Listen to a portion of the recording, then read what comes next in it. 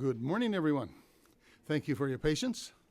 I'm Steve McDonald, Director of the Africa Program here at the Woodrow Wilson Center and the Project on Leadership and Building State Capacity. Welcome to the Wilson Center on behalf of my president, Jane Harmon, and the center itself, and certainly the Africa Program. We are just delighted to be able to host this morning the former Prime Minister of Kenya, Raila Odinga, and get a chance for a discussion with him on Africa and its future. We have several guests in the house today that we want to recognize. First of all, Johnny Carson in the front row here, who's former Assistant Secretary of State for Africa and our good friend, and I'm sure well known to the former Prime Minister as well. We have a few ambassadors here. Of course, Ambassador Odimbo from Kenya, who's here, and yes, I'm sorry, there's our ambassador from, yes, sorry. Okay. And I probably missed a couple of others.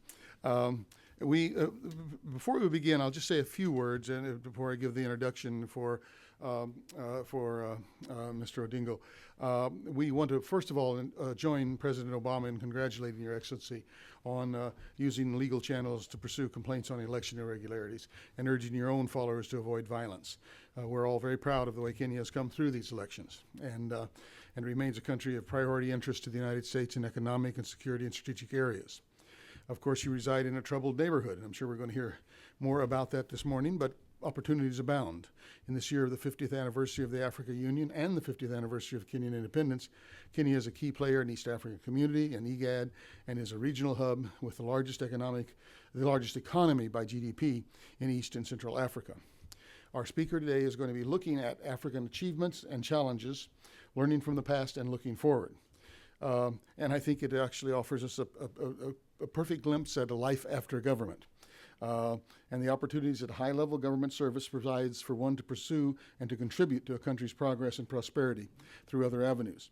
This is an example for other African leaders and will go a long way, I am sure, in healing any rifts we may have opened between Kenya and the United States during the immediate past election process. I know that former Prime Minister Odinga will be addressing a group of American businessmen and women at Corporate Council on Africa later today, and probably having a number of other private conversations as well. So I'm sure this will go a long way in reestablishing and cementing our continued good relations with Kenya. Raila Odinga, as you know, of course, was the Prime Minister of Kenya during the coalition government of 2008 to 2013. He was first elected a member of parliament, however, from Langata in 1992, and is still an MP. He also was Minister of Energy from 2001-2002 and Minister of Roads, Public Works and Housing from 2003 to 2005. So he has a long government service. He was the main opposition candidate in 2007 presidential elections, and following, as we all know, the post-electoral crisis there, he took office as Prime Minister in the unity government in 2008. He is the son, by the way, of the first Vice President of Kenya, Jaramogi Oginga Odinga, and his brother, Oburu Odinga, is currently a member of Parliament as well. He also, amongst many other honors that have come his way, he was in 2011 was appointed special envoy, peace envoy for the AU for the post-election crisis in the Côte d'Ivoire. By education, former Prime Minister Odinga is a Master of Science in Mechanical Engineering, graduating from Edinburgh College in Advanced Technology in 1969, and he taught mechanical engineering at the University of Nairobi from 1970 to 1974. I mention this just because, obviously, he has a career to fall back on, too. Always could be a mechanical engineer. That's a very good lesson for all of us. Get a real job. So, with that introduction and further welcome, we are being webcast live, so we have an international audience as well as our audience in the room today. We also have an overabundance of people here, so I believe we have an overflow room as well. So I want to welcome the people in the overflow room and our international audience, and please invite former Prime Minister Odinga to the podium.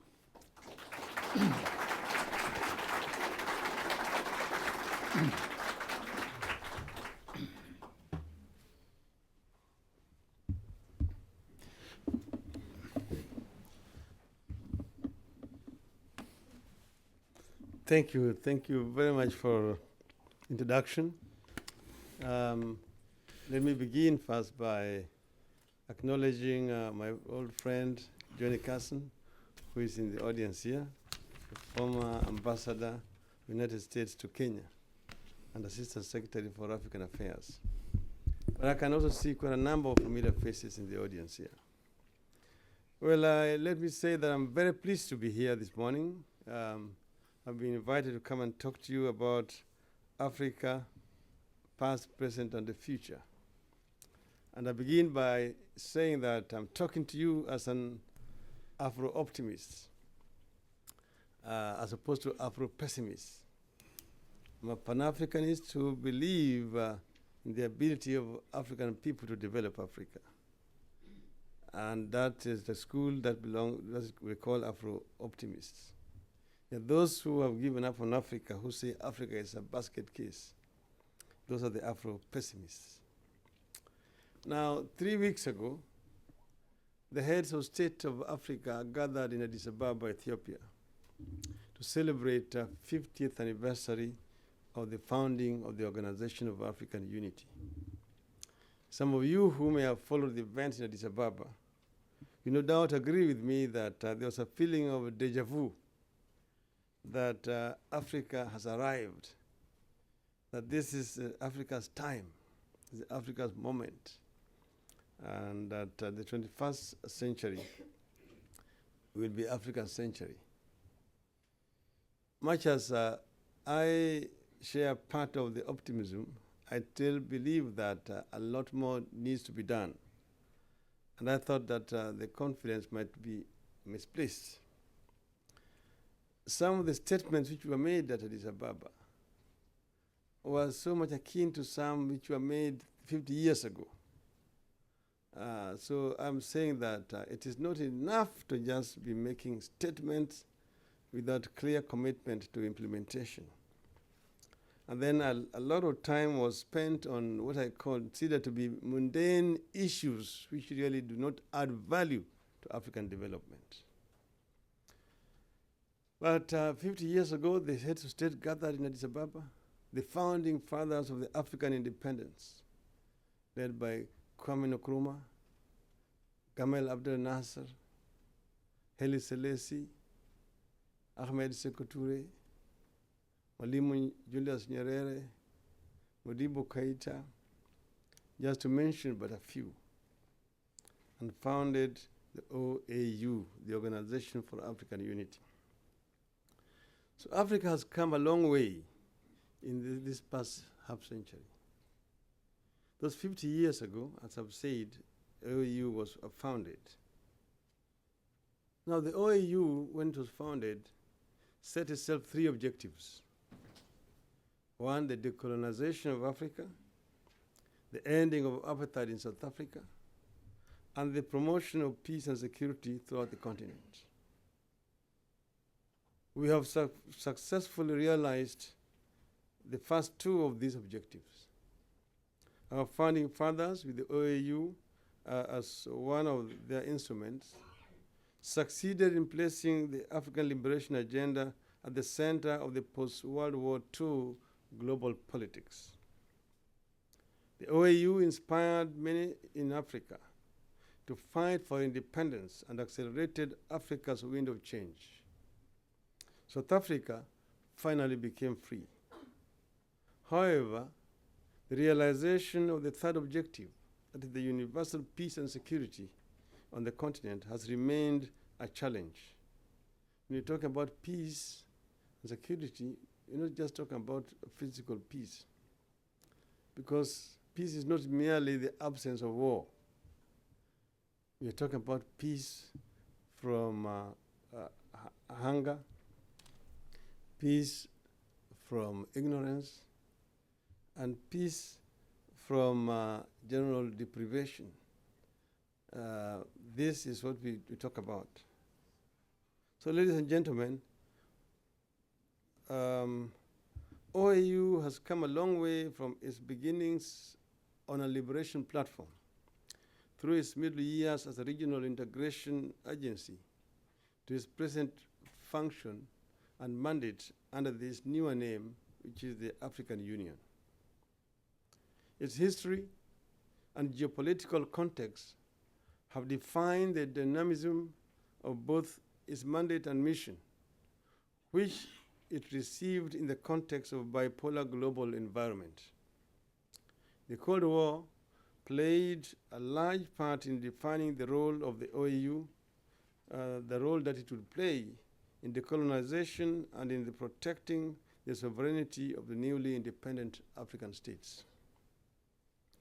There were a number of challenges, chief among them that the OAU lacked the diplomatic and military capacity to deal with the Cold War generated and intra-African conflicts. It was faced with carving out for itself a respectable and strategically effective niche within the increasingly assertive non-aligned movement. It also had to grapple with the well-orchestrated undermining of Africa's progressive leadership by the Cold Warriors and the conservative Western establishments of the time. This determined the fates of Nkrumah, Ben Bella, Patrice Lumumba, and Thomas Sankara, among others. In the area of development policies, the Lagos Plan of Action for Economic Development of Africa, that is 1980 to 2000, stands out as a great achievement given its admirable attempt to provide African economies with a new and progressive development paradigm and an escape from the neocolonial development policy framework. This was made possible by the progressive agenda of the UN Economic Commission for Africa, which is based in Addis Ababa, Ethiopia. Significant changes have since taken place in the global political arena. We have moved from the Cold War through a US-dominated world order to the ongoing shift towards multilateralism. This made necessary a strategic rethinking of the OAU's posture and architecture. Now, the former presidents who we credit with this new development are Thabo Mbeki of South Africa, Olusegun Obasanjo of Nigeria, Meles Zenawi of Ethiopia, and an international civil servant, Kingsley Amoaku of Ghana, who midwifed the AU from the OAU. They envisaged a continent defined by peace, security, economic prosperity, and mutually beneficial engagement with the international community. So, ladies and gentlemen, against this background, allow me to share my vision of what Africa could and should look like in 50 years' time. I dream of a continent that will long have consigned poverty to history. It will have a youthful, skilled, and healthy population, and will serve as a granary, factory floor, and supplier to the world. It will be a continent that has made the 21st century its own, and whose key development indicators match the global standards. I believe that this vision is within our reach and that it is actually realizable. But it will be realized only if there is vigorous and sustained implementation of policy and institutional reforms, not mere rhetorics, grandstanding, chest thumping like what we saw recently in Addis Ababa. To help achieve this goal, the AU needs to be vigorous in guiding Africa to a new awakening across all indicators of human endeavor towards a continental democratic revolution.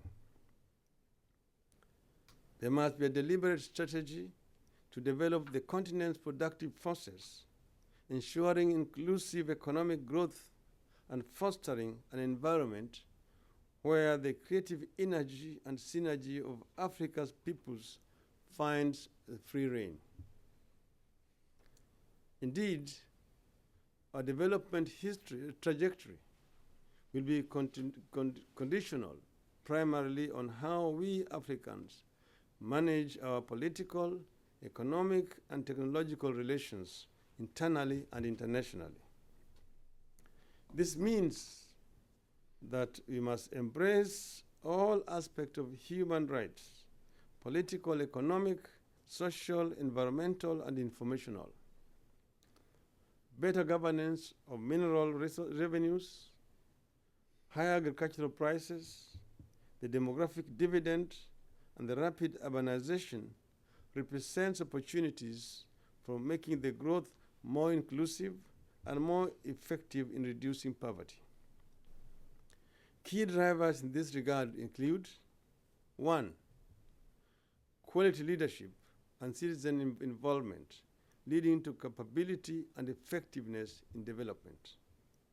2, the expansion of the formal democracy to include skillful management of social contradictions and the forging of social compacts to promote social inclusivity. 3, assured free, fair, and democratic multi-party elections. We have yet to achieve this goal, as demonstrated in Kenya, Zimbabwe, and Cote d'Ivoire recently, to mention but 3 examples. 4, the continental will to pool sovereignty in political and economic policy, not so much to develop an African government, but rather, as East Asia did, in synergic osmosis. 5, the development of strategic acumen to manage the changing economic power balances across the continent, which might otherwise lead to unhealthy competition and even conflict. In addition, non-state actors, such as private entrepreneurs, academics, researchers, and activists in the media and the arts, should claim to be and be afforded space to support and nurture Pan-African revival. The recent move to exclude civil society actors from African Union events in Addis Ababa militate against such social inclusivity. Ladies and gentlemen, as we look forward to the next 50 years, it goes without saying that improved healthcare, physical security, quality education, food self-sufficiency, and food security are priorities for Africa. Our success in these areas will depend on developing new and creative ideas in line with the technological advances. It will depend on creating wealth from our abundant natural resources and on harnessing the human capital necessary to achieve our objectives. The development outcomes for the coming decades will be determined by various drivers of change, that is, the global, ideological, ecological, and human. The African Development Bank has said that continued rapid population growth will result in an absolute increase in Africa's working age population to about 1.87 billion by the year 2060. That's a huge population. Our success will depend largely on the quality of the policies that Africa evolves to take advantage of this vibrant young population. As has been said, young population can be a blessing, but can also be a curse. This human resource will need applicable knowledge and skills to propel the continent forward. We can therefore not gainsay the need to increase investment in education, training, and research. Looking at global forces, we see 3 major areas that will affect us deeply: the changing structure of the global trade, new trends in technology, and the international architecture governing trade, finance, and the development assistance. Over the past decades, the acronym BRICS, that is Brazil, Russia, India, China, and South Africa, has come to symbolize the growing power of the world's largest emerging economies and their potential impact on the global economic and increasingly the political order. The economic muscle of BRICS members makes it imperative for Africa to define its relationship with this bloc now and to place itself strategically to benefit from those countries, their thirst for resources and markets for their goods and services. How Africa leverages and harnesses its natural resources and how it sets the terms of its relationship with global partners will help determine the path of change in the continent's favor. Because as I've always said, Africa is the richest continent in as far as resources are concerned. Unfortunately, the paradox is that it's also the poorest. This is what we must change. As far as ecological drivers of change are concerned, Africa faces three in relation to its physical environment. First, climate change. Second, the continent's renewable and non-renewable natural resources. And third, the continent's endowment of land and water, which is coming under increasing pressure. Currently, 79% of Africa's arable land remains uncultivated. Sustainable management of these resources will make a huge difference in the next 5 decades. Two major human conditions that will drive change in Africa in the next 50 years are a delayed demographic transition and the burden of HIV/AIDS. The often cited demographic dividend of Africa could turn out to be a demographic disaster without the right kind of investment in its population. Already, African cities are the fastest growing in the world. By 2035, Africa's labor force will be larger than that of China. By 2050, more than a quarter of the world's labor force will be African.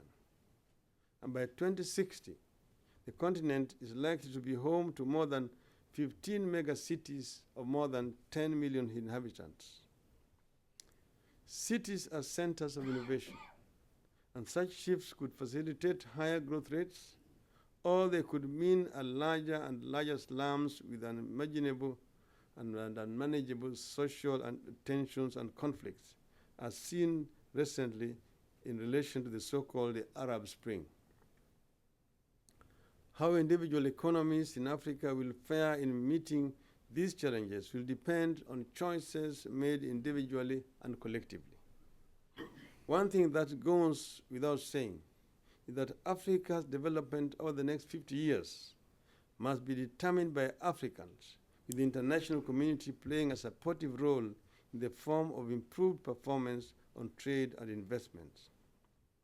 I've mentioned only relations with BRICS, but Africa must continue to trade with its traditional partners, and that is Western Europe and the United States of America.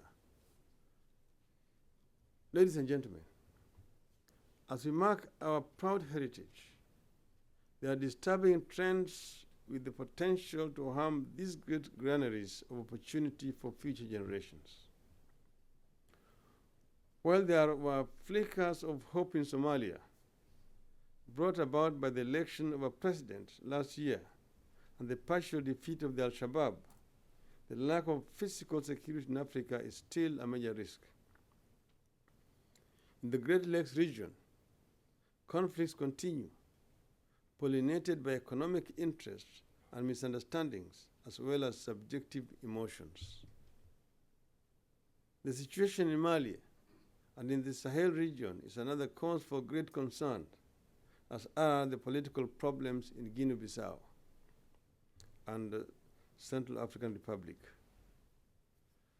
How can the AU really celebrate 50 years when, for instance, some of our member states are sanctuaries for narcotics trade? How can it celebrate when women in Eastern Democratic Republic of Congo live in perpetual fear of conflict and rape by armed thugs? To effect real change, the African Union must demonstrate commitment beyond the spoken word and genuinely work towards lifting the majority of Africans from the poverty trap. There is no need in an island surrounded by a sea of poverty and ignorance. There is no freedom. As long as this continues, political freedom faces an uncertain future. Above all, Africa must keep at the forefront of its mind and the need to pursue the interests and aspirations of Africans. It must rebuff external efforts to divide, dominate, and rule. And as I have said, how successful we shall be in the coming 50 years will depend primarily on the people of Africa themselves. I have said time and again that we have been responsible for our backwardness for the last 50 years, so that we should not continue to be talking about colonialism. That the founding fathers came up with a very noble idea of African unity. But then the structure that they inherited were quickly changed. Ideology which developed that time, or the traditional African society did not broker opposition. That in Africa, leaders met and resolved disputes through dialogue. Leopold Senghor called it palaver, dialogue, where people sat under a tree and resolved conflicts. Nkrumah argued very passionately about it. The same thing with Mwalimu Julius Nyerere. They said that the gigantic task of nation building required consolidation of efforts. And therefore, through a series of measures, coercion, blackmail, bribery, the opposition was led into extinction. And thereafter, there we now developed the African strongman syndrome, the Monsieur le Président, Mr. President. So Mtukufu Rais, as we call them in Kenya, became now the norm. So the institution of the presidency became so powerful that it emasculated all other institutions of governance. And with that, with the disappearance of opposition, the checks and balances disappeared. Nepotism, tribalism, ethnicity, corruption became the order of the day. And that's a lot of resources were diverted to private pockets and hands, some of them finding their way into the bank accounts outside Africa. This is what is responsible for Africa's backwardness. That happened at the time of the Cold War, when there was a fight between the West and the East. So if you came to the West and said, I'm an ally in a war against communism, nobody cared how you ran your economy. You could be doing whatever you're doing, but you're an ally. That's how we tolerated Mobutu Sese Seko's of this world. He could kill his opponents the way he liked. Nobody cared. He would come to this country with a band of Franco. That is how we also tolerated Idi Amin Dada, the conqueror of the British Empire. He could lynch millions of Ugandans, yet he was also appointed as the chairman of the Organization of African Unity. Jean Badel Bokassa of Central African Republic crowned himself the emperor of the Central African Republic, spending millions of dollars for his coronation.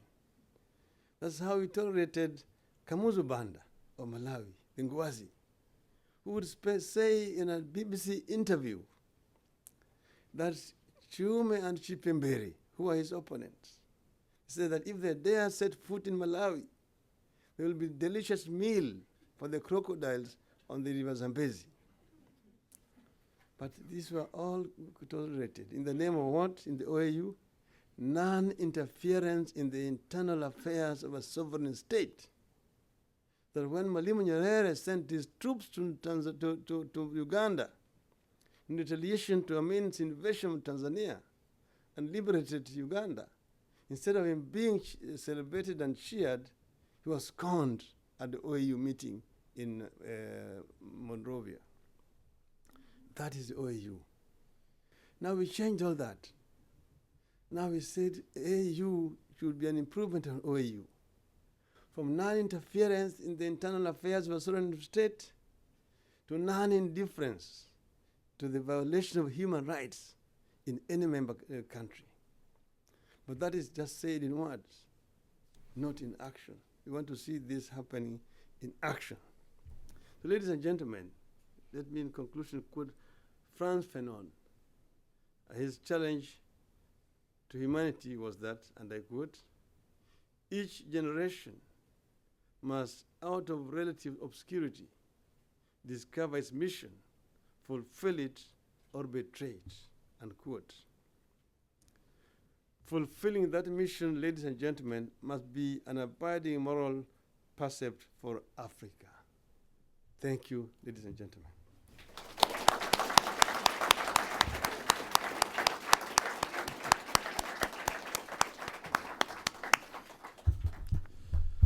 Thank you very much for a delightful address.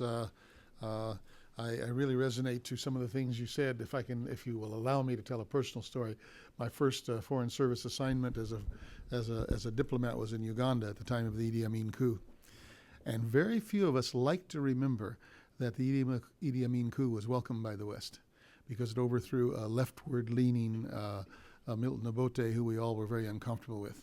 And Idi Amin, of course, went state visit and had tea with the Queen and all this stuff. We forget all of that now in retrospect, because he turned out to be such a bad guy. But we had blinders in those days for reasons that I won't elaborate on. Well, thank you very much, Your Excellency. That was a wonderful address.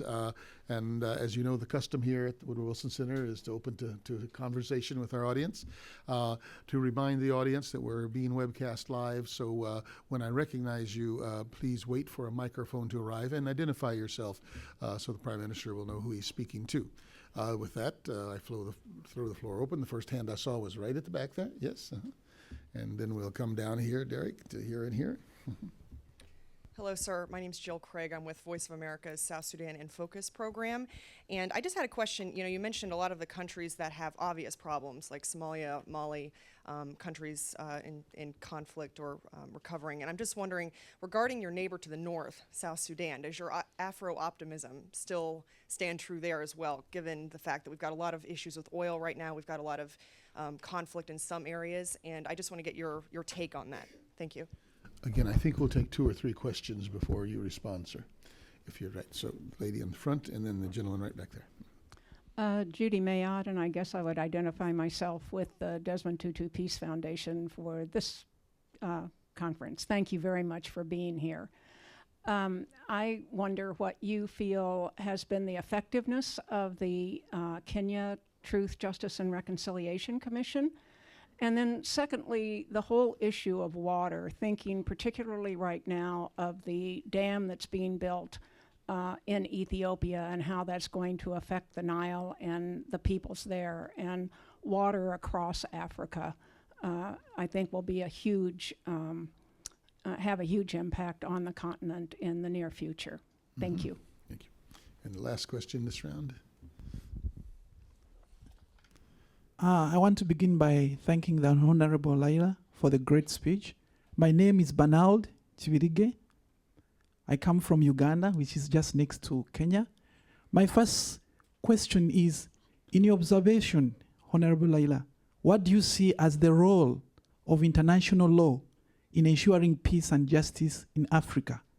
Then second question, over the last 10 years, we've seen a massive and uncontrolled migration of the Chinese people, especially into sub-Saharan Africa.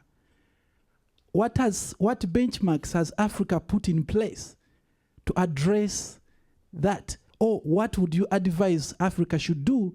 Because there's great fear among the African people that the Chinese actually are going to exploit the African resources to their advantage. Thank you very much. Okay, thank you, Benalt. Okay, I think we'll break there and allow you to answer. That's quite a wide-ranging group of questions, so that could take you a while. And I'll remind our audience, too, when I recognize you for a question, make it a question. That's one. Thank you. Thank you. Well, one is the South Sudan. As you know, that South Sudan is a relatively new state, and but it has had a lot of problems in settling down, particularly because of the issues with the north. For quite some times now, the pipes had been shut by the north, and they were not able to export their oil to their export destinations. This has taken, it's a long time. We have been involved, I myself been involved in trying to negotiate to allow this oil to flow. Initially, it was about the amount that was supposed to be charged for pumping this oil, which was actually, I mean, what the North was demanding was extortionate, to say the least. Ultimately, arrangement was agreed, and oil started flowing earlier this year. Unfortunately, again, Mr. Bashir has ordered the closing of those type of taps again, making allegations that the North is, the South is supporting another group in the North, that is SPLA North. Because the South has said nothing could be further from the truth. We do hope that a solution will be found, a peaceful solution of this. We also want to see that the issue of border disputes is resolved, that the CPA, which was signed in Nairobi in 2005, is fully implemented. This, in my view, is what will guarantee proper peace in the South. There will always be, of course, in these kind of situations, internal disputes and contradictions. This is normal in any society, the South not being an exception. Number two was about the Truth, Justice and Reconciliation Commission report, which was just released early this year. Early this month. As you know, that this report was actually ready sometimes last year, but the regime of which I was a member was not ready to receive it. It was said that it would interfere with other people's fortunes or prospects in their election. That's why it was pushed into after the elections. Ultimately, it was now presented, but of course, what has now emerged was that some chapters had to be revised, and that some commissioners, particularly international commissioners, disagreed with the revision of certain chapters, and they have since recorded a dissenting view regard to those chapters. With that as it may, the TGRC report is a thick document. It deals with historical injustices dating back from independence in 1963 to 2008. And it demands that the government should apologize to the people, and then also ensure that this report is implemented. We've asked that this report should be published and then presented to Parliament for debate, and that Parliament should be the one that appoints an implementation commission to ensure that it is fully implemented. This is coming out against the background of the fact that the British government this last week apologized publicly to the victims of torture during the Mau Mau War of Liberation, and offered reparation to the tune of 20 million sterling pounds.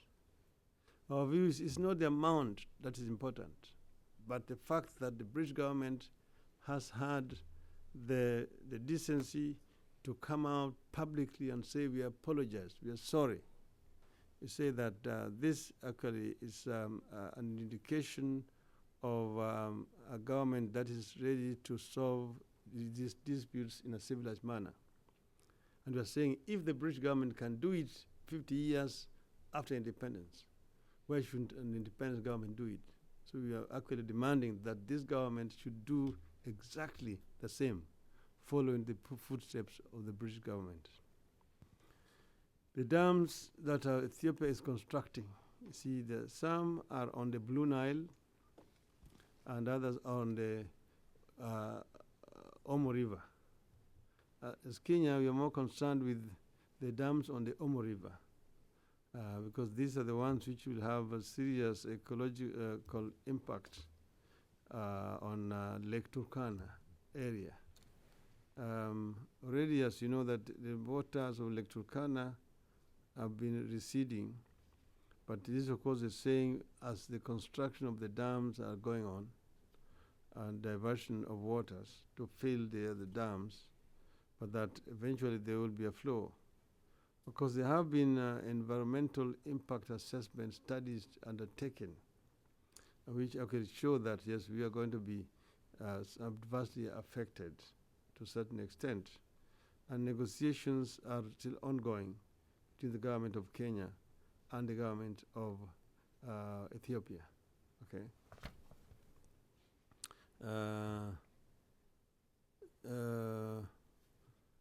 Then Mr. Shibirigi, and about the international law and peace in Africa. Yes, the international community, of course, has a responsibility. But I say the primary responsibility first and foremost lies and rests with the AU, the African Union, which should be the organization that is at the forefront of dealing with conflicts and disputes on the continent. There have been a tendency to blame the international community, for example, meddling in African affairs. One example is the French in Cote d'Ivoire and the French now in Mali. But I'm saying that these people are coming at the invitation of the African Union, because there's also been the issue of Libya, which has also been a subject of debate. In the case of Cote d'Ivoire, I was involved in the Cote d'Ivoire. I was appointed by the AU as a mediator. I teamed up with a team which had been appointed by ECOWAS on the Cote d'Ivoire crisis. Now we reached a stage where we made a recommendation that there's a need for a military intervention in the conflict. The ECOWAS was not able to send a team. So Nigeria, being the biggest player at that time, was facing an election. And President Jonathan told us that they were not able to send troops at that time because it would be used by these opponents in the election campaign against him. The situation was precarious. And the French were given a nod through the back door to assist. And the French assisted in actually removing an illegitimate regime and putting back into power a regime which, a party which had actually won the elections genuinely. So in my view, that was a very positive intervention which needed to be celebrated rather than condemned by Africans. Equally, like in Libya, the AU did not act when it was supposed to have acted. The AU should have been the one which should have moved in and then invited other international players if they did not have the capacity to deal with the issue, because people were dying in Libya. So sometimes you tend to stress sovereignty too far, that, oh, why did these powers come to Africa? But then what was the alternative? When bombs were being used against innocent, defenseless civilian population in Libya. Likewise, the less said about the Mali situation, the better. So, about the Chinese in Africa, China has got interests. Every country acts in its strategic self-interest. The Chinese are coming to Africa to trade, and a number of them are involved even in petty trade, which can be done by Africans. I think that it is the governments in Africa which should define their relationship with China, because China is, of course, interested in a number of things in Africa. They're interested in African raw materials and so on. But it is up to African countries to define how they relate with China, not to Chinese to tell you how to relate with them. You see, Africa needs technology. Africa needs to develop its infrastructure. China is ready to come and help develop infrastructure, but it must not be at China's terms. It should be at Africa's terms, that you will do this in exchange for this and that, because they are also interested in African raw materials. I'm saying that those raw materials are of no use to Africa unless they are exploited and used for development. I mean, the bauxite is of no use to Guinea when it is underground, or copper to Congo or Zambia, and so on. So these are only strategic raw materials that are only useful if they are exploited for the benefit of the country. So you need to use them to trade. You can insist that, look, we're not going to export the ore, raw ore, or raw copper, and so on. We want value addition. So we want a steel plant here in country X or country Y, country Z. Okay, but we're not going to import retailers. People are coming with textiles and so on to come and sell here, because we also have got abundant labor force in our own country, which is able to do all these other petty trades in our country. So in my view, I don't think we should blame the Chinese. Blame those people who are allowing those petty traders to come and trade in Africa. Okay, that will be my position on that. Okay, thank you very much. I've got some questions from our overflow room, which I'll draw from this round, and then we'll come back to the audience in front of us. The first one comes from Peter Odhiambo, who's a Kenyan citizen living here. And these are all about Kenya. They're Kenya specific. What do you think is the solution to the narcotics drug trade that has begun in Kenya, in East Africa? And then we have one from Federico Maria, who asks, and I assume this is based on what you had said about presidential systems being too strong in Africa. Is there going to be any attempt to move the current constitution in Kenya to be a parliamentary system instead of a presidential system? And then from Amira Woods with the Institute for Policy Studies here in Washington, D.C., she asks about with the new oil discoveries in Kenya, what mechanisms of accountability are there going to be to help Kenya avoid the resource curse of oil in Africa? So we take all of those three questions. Fine. Narcotics trade, in Kenya. Kenya is just one of the routes, but it's not an issue that is confined to Kenya. It's an international issue, and you cannot really just fight it within your own national boundaries or territory. There must be collaboration, international collaboration, to deal with this narcotics trade generally. Kenya has been a transit for some time, and the security forces have been actually dealing with this. As you know, that a number of traffickers have been arrested and have been prosecuted. Some have been deported. Even just 10 days ago, some were deported from the country. So we have all the times offered cooperation in this area, because this is something that is very destructive to an economy. Young people who would otherwise be productively engaged, their lives are completely destroyed. In areas like in the coastal part of Kenya, this issue is particularly very serious and acute.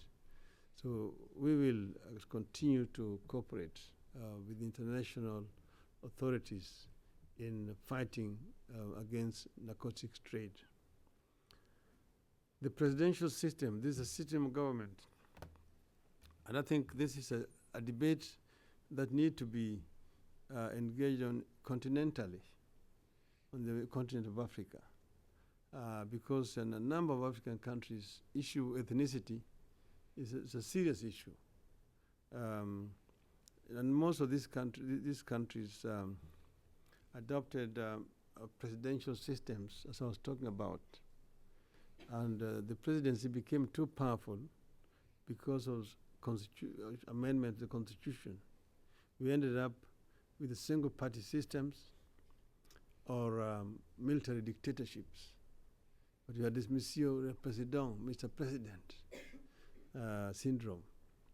Then the president, most of the times, surrounded himself with an elite, generally from his own ethnic community, because most Africans have different tribes. And that's what enhanced ethnic competition. So that when we emerge from the single-party dictatorship to multi-party systems and introduce competition into the electoral system, people's mind still associate security with their own, that they are not secure unless they have their own in State House.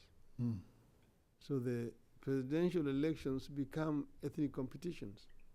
When somebody becomes a presidential candidate, he's seen as the flag bearer of that communities in that race, and that it will therefore attract ethnic voting in the elections. So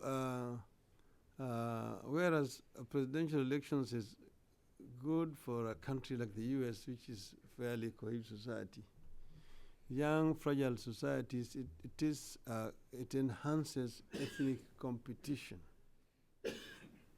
And that's the reason why the proposal which I'm making is that we need to look at the parliamentary system of elections, where parties will be competing, not individuals. The people who vote for members of parliament, and then the party that wins the majority of seats in the House then forms a government. That way, even somebody from a small community can become a leader of the country. The way things are right now, first you'll be asked, how many votes are you bringing on the table that you can be a presidential candidate? If you come from a very small community, you'll be told you are no sell. There are no votes you're bringing to the table. So we say that this is something that needs to be looked at properly for African democracy to work properly. And secondly, parliamentary systems are also more accountable. because you have got a government in the House, the Prime Minister can be held to account, can be made to answer questions directly there and then in the House. In a presidential system, of course, is different. It works well with a system that has been so entrenched and tried over the years, like here in the United States. But in others, no. Mr. President will be somewhere, you will not be able to reach him, and also his cronies will come to answer questions in the House which they do not believe. So we think that it's an issue that needs to be put on the table and debated in the continent generally. And you see, if you look at Europe, most of those democracies are parliamentary. Britain, Germany, Scandinavian countries, Israel, Japan, India, Australia, New Zealand, Canada, mainly parliamentary systems. So it's something that needs to be looked at by many African countries. Oil in Kenya, yes. They have found oil in Kenya, in Uganda also, as you know, a number of these.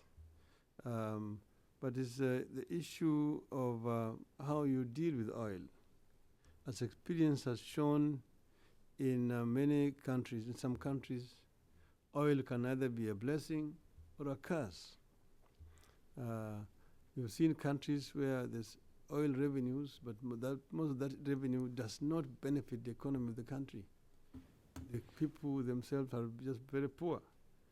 Most of that revenue is shared between the multinationals and a few individuals in the country. But we've also seen countries where oil revenue is being used to the benefit of the economy and the people of that country. So it means that you must put a proper legal framework in place that will ensure a proper exploitation and utilization of the oil wealth for the benefit of the country. And this is, I think, what Kenya is trying to do. But as you know that oil is finite, it's not something that is unlimited. New sources of energy are being found. As you can see that in this country, which used to be the biggest consumer of oil, is shortly going to be one of the biggest exporter of oil. So maybe we're discovering oil at the time when the importance of oil is beginning to diminish. So we should not just be standing up there and celebrating we have discovered oil. We need to look at other areas of developing our country. Okay, let's take a round of questions now from the House again. I see one right here, and one back there on the aisle, and then one right down here in the middle. We'll take those three. This one first, yes. I'm Robert Gribbett. I'm a former U.S. ambassador, but I was a Peace Corps volunteer in Central Nyanza many years ago. Mr. Miwa, my question has to do with the gap between rich and poor. It's very great in Africa, particularly in countries like Angola and Nigeria. Yet Kenya has managed to create a middle class. What are the reasons for Kenya's success in that regard? Okay, thank you very much. And then the one on the aisle there, yes. Mm-hmm. Hello, hi sir. My name is Nyaka Lagoke. I'm from the Ivory Coast. And I just listened to your point on the crisis in Ivory Coast. And it looks like you haven't done your homework on the situation in the country. And then in your view, the things it was supposed to, the international community was to go and remove an illegitimate government, to use your word. And I know that in your country, when there was a crisis, electoral crisis, you asked for a recount. Maybe in the case of Ivory Coast, if the recount was done, and then if it was proved that Gbagbo has truly lost the election, as there was a gap in the turnout during the second round, the international community announced 81%, while facts proved that it was around 70% during the second round. And I would like you to comment on that. So while you as a recount in your country, and in the case of Ivory Coast, and you were supporting a military intervention that killed innocent, and there were more than 1,000 people killed by Alassane Ouattara's people in the western part of the country before Babou was being removed from the country. Thank you very much. Thank you. And right here, Mahdi.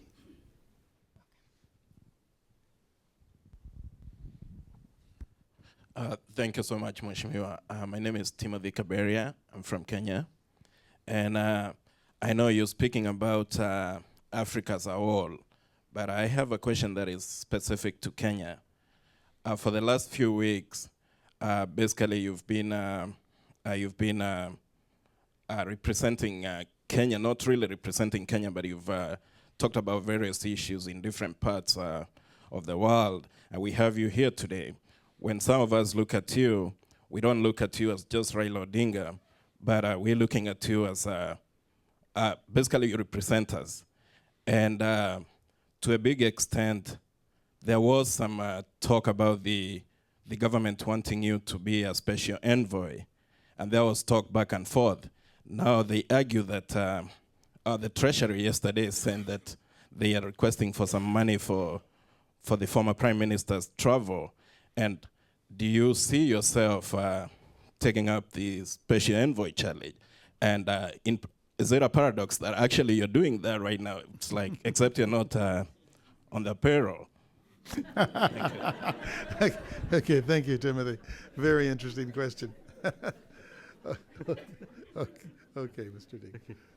Well, first, the gentleman who said he was ambassador and was also Peace Corps. That is something that you share with Ambassador Johnny yes. Cousin here. He was also Peace Corps. And they know each other well. In Nyanza. Well, yes, it is true that Kenya is one of those few countries which have developed a middle class. And I believe very strongly that a vibrant middle class is a sine qua non to economic growth and development. That you need to target and develop a middle class in our country. And our starting point was not different from others. But how it happened was immediately after independence, the government first created a number of state corporations, first to allow the people's participation in the economy, because the colonial regime had monopolized most economic activities among the foreign population and so on. So, but then at that time, our people did not have capital, nor did they have the experience. So there was therefore a state intervention. We started with what we called a mixed economy by creating several state corporations. But we also came up with a policy she called Africanization policy. This Africanization was like affirmative action.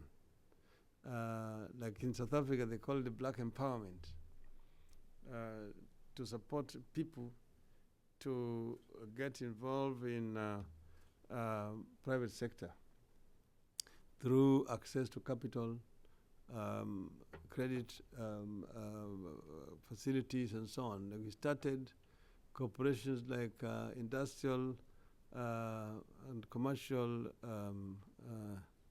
Development Corporation, ICDC. And then we also started Kenya National Trading Corporation. These were sources of capital to enable people to venture into private sector. Then it was said that Africanization was discriminatory. It was discriminating against other people, non-Africans. So it was then changed from Africanization to Kenyanization. Kenyanization.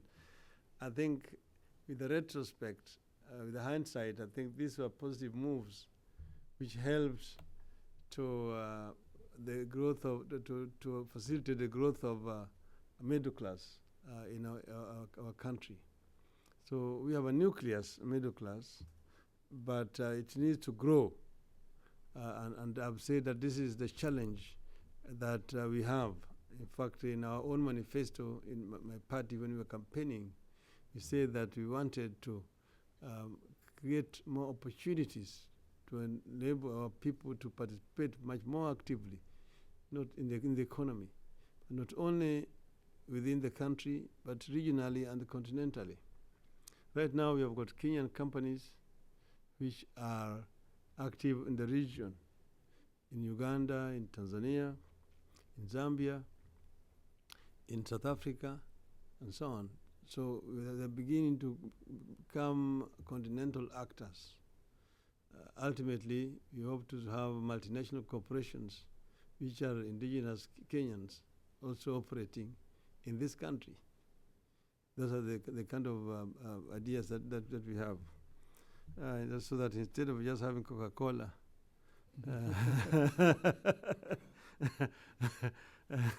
and General Motors and so on in Kenya, we also have some of our own corporations operating in this country.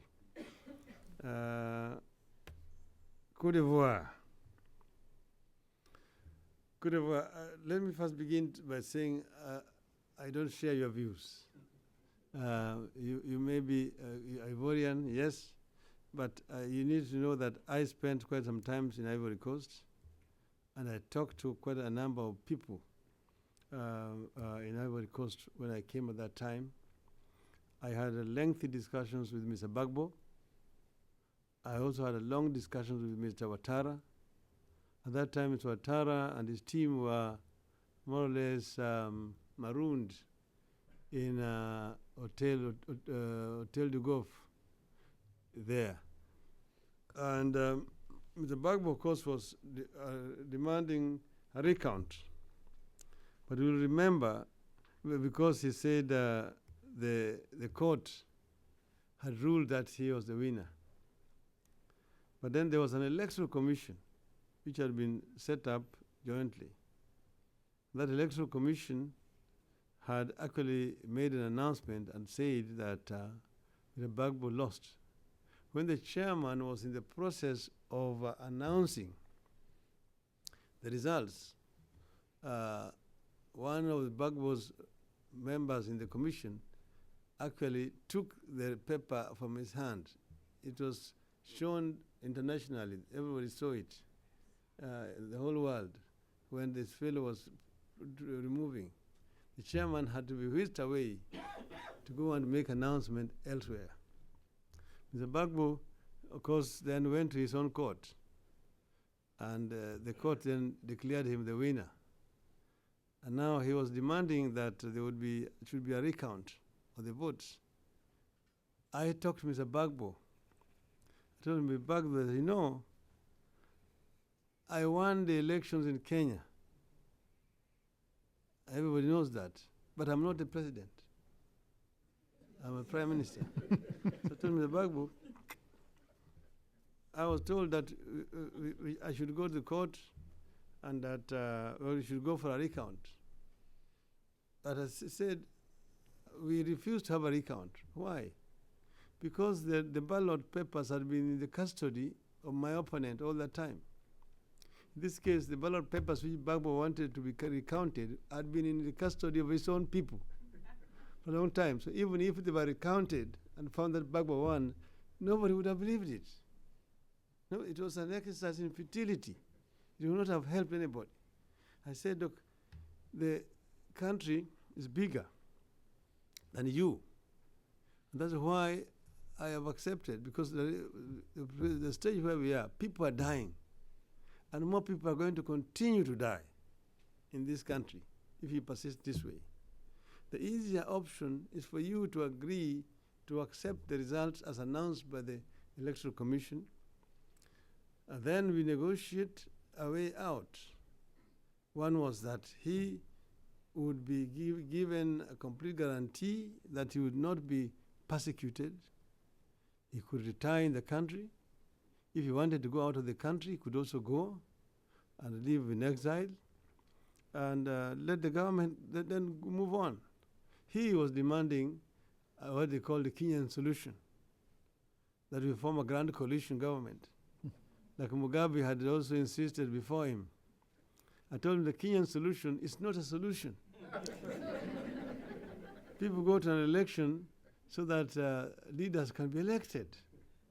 But then the election is not an end of it, the day. Even right now, I am not satisfied with the elections last time, because I still believe that I won the elections. But this time around, because we had a judiciary, I went to the court. And then the court ruled that I did not win. And they refused to have a runoff. And then I came up and told the people, I accept the verdict of the court. I may not agree with it, but I accept it in the interest of peace in the country. So you see, democracy is not an instant coffee which you brew and drink at the same time. It's a process. So if I had refused to accept, many more people would have died. There would have been a bloodshed in the country. That's why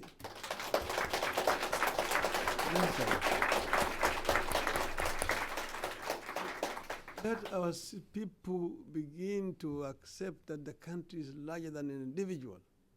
That even if they have been unfair to you, look at it as a process. You still have another time, another chance later on.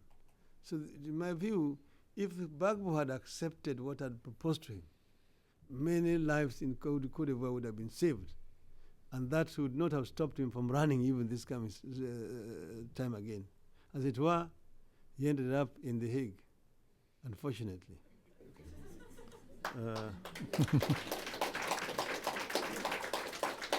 I've been saying, inordinate time was spent at Addis Ababa talking about ICC. ICC is targeting African leaders. And I said, nothing could be further from the truth. Nothing could be more hypocritical.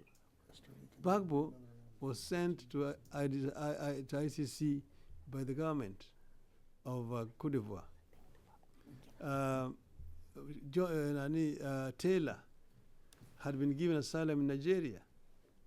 When they wanted to send him to ICC, he escaped. They arrested him, put him on a plane, sent him to ICC. Bemba is there because of Kabila. 2 months ago, President Kagame put General Nkunda on a plane and sent him to ICC, to Hague.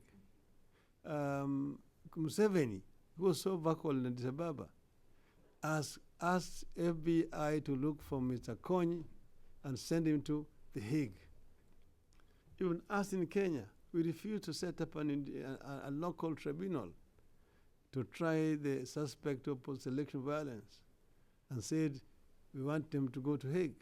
We even sang in Parliament, don't be vague, let's go to The Hague.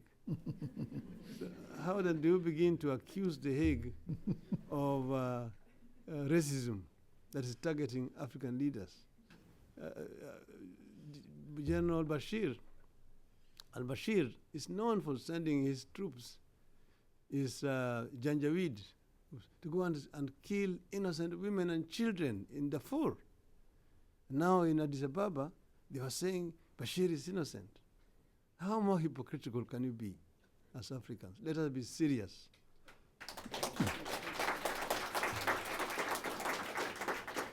Kaberia, on the special envoy role. I'm very busy as I am right now. Thank you very much. Thank you. You may have just eliminated that role anyway just now. We have time for just one more round of questions, and I'm going to start with the lady here who we cut off. Then I'm going to read one from the outside room, and we'll take one other, say, from the back there. Yeah. So, good morning, everyone. My name is Yuma Sek. I am a Senegalese woman, and I just completed my Master's of Science degree from the University of London School of Oriental and African Studies. And I wanted to thank you, Mr. Odinga, for being here this morning. And my question, I'm going to try and keep brief. So the Chinese, amongst other Asian countries, are notorious for their corrupt practices, yet they have managed to become the fastest growing countries in the world. Do you foresee any possibilities of shifting the idea of corruption in Africa from a detriment to actually a tool for economic growth? Thank you. Okay, at the back there. Yeah. I'm John Harbison from Johns Hopkins SAIS, a member of the Advisory Committee for Africa here. I appreciate your comments about the exclusion of civil society organizations in Addis at the AU meetings.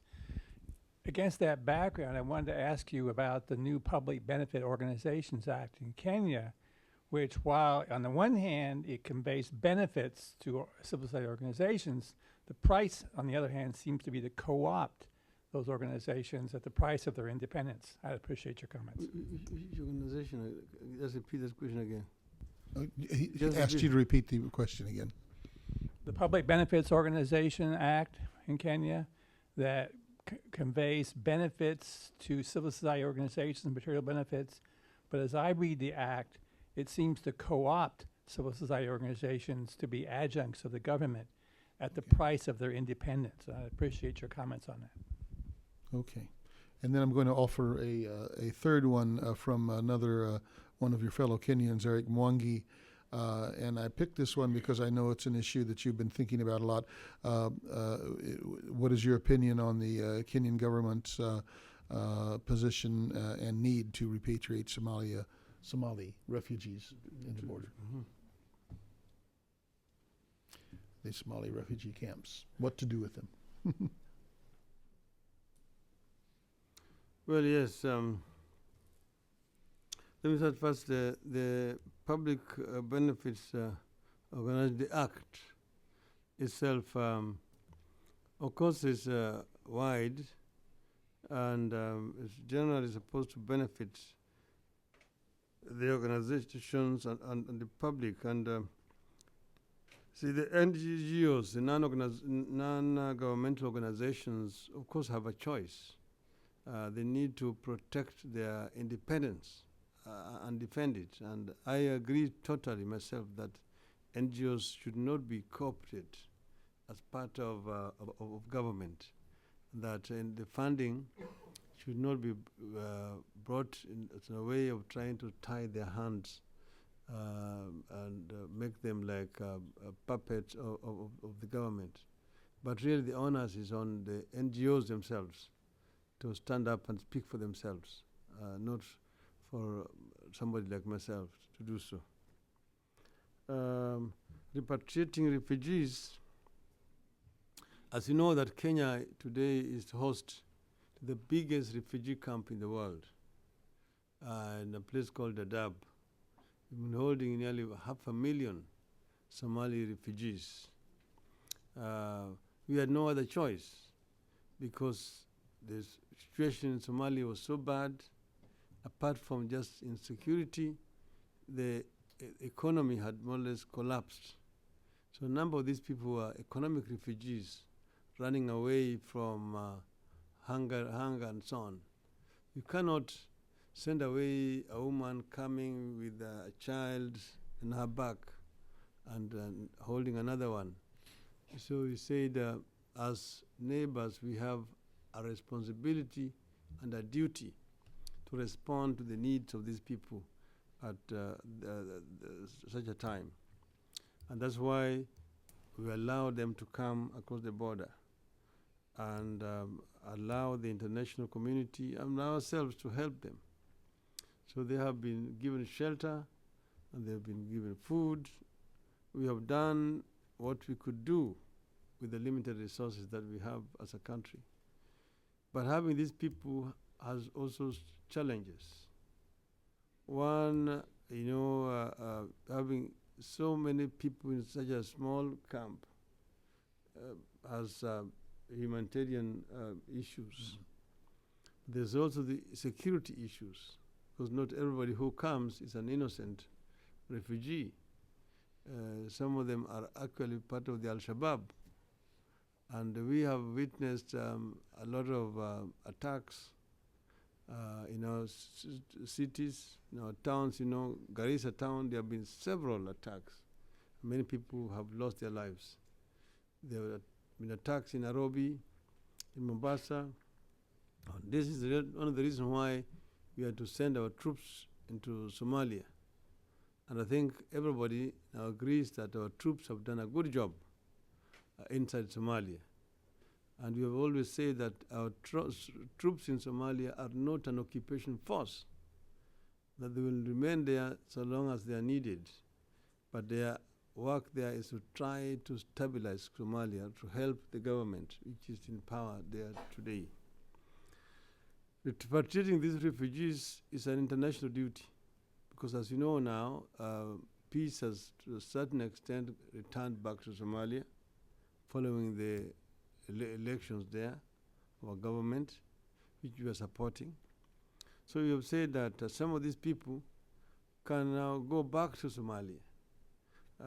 Some of them may not go back to their own homes, but camps similar to the ones which are now on our side of the border can be built on the Somali side of the border. So that instead of these people being refugees in a foreign land, they be the internally displaced persons within their own country, IDPs within Somalia. So this is what we have proposed to the international community, and the government of Somalia has responded positively, and we are asking the international community to help materially so that this could be done as quickly as possible. There is not a forceful repatriation. It is voluntary and peaceful repatriation of this population.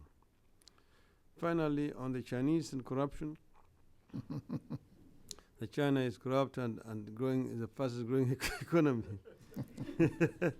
That how can we learn from the Chinese experience and still grow Africa? Now you see, there's always the degree of corruption. Degree of corruption, and I'll give you an example. I don't want to mention the African country now, because one time I mentioned it, and the citizens were not very very impressed. But look, a delegation comes from Malaysia to this African country, which for now will be country X, for a visit. And so the African delegation are the ones who have gone to Malaysia. So now they're being shown the development project. This is the minister in charge of roads. He's shown the roads all over the place, which are now very wide, 4 lanes, 6-lane roads, highways. And then when he's now taken to in the evening for a reception at the residence of the minister, his host, he finds a beautiful, it's a nice mansion, and sees, the furniture is very good, and there's a nice swimming pool, and about the compound is half an acre, nice compound with the trees and so on. So he asks the minister, how did you achieve all this? The minister takes him out to the balcony and then shows him, see that road up there? Then the man says, yes. He says, 10% is here.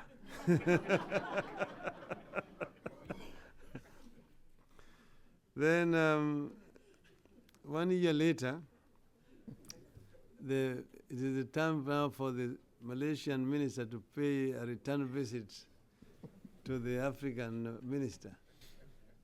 So when he goes there, they do the same thing. He's taken around the country, he's shown, we are trying to do this here, to this project, we have got a plan coming here, this will do. Then when he goes for the dinner in the evening, he walks in the compound.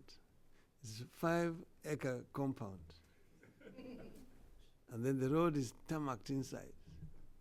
When he goes in there, he finds that the furniture is all imported from Europe. And most of the things in there are all golden. Taken out, he sees an Olympic-sized swimming pool. He asks the minister, how did you achieve this? He's taken to the balcony.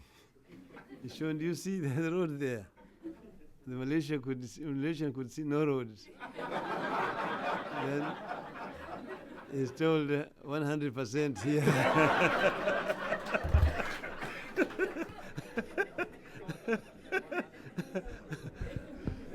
Maybe that is the lesson you want to teach the Africans.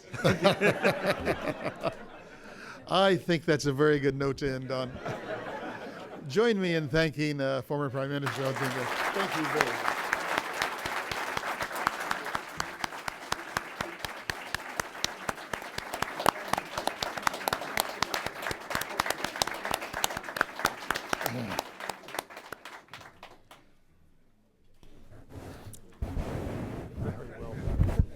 Very well.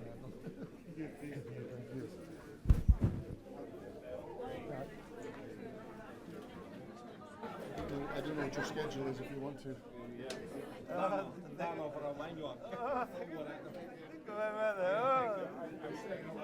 Steve, wonderful. Very good.